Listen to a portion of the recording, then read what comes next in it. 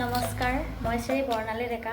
পোনপ্ৰথমে মই আপোনালোকক মোৰ ভক্তিভৰা সেৱা নিবেদিছোঁ আৰু এইখিনিতে জনাবলৈ পাই সুখী হৈছোঁ যে আঘোণ মাহৰ 17 তাৰিখে তামুলপুৰ জিলাৰ সোৱতপুৰ বনমালী নামঘৰ প্ৰাংগণত মই তথা আমাৰ হৰিভক্ত ছোৱালী নাগাৰ নামৰ দলটিয়ে নাম পৰিৱেশন কৰিবলৈ যাম।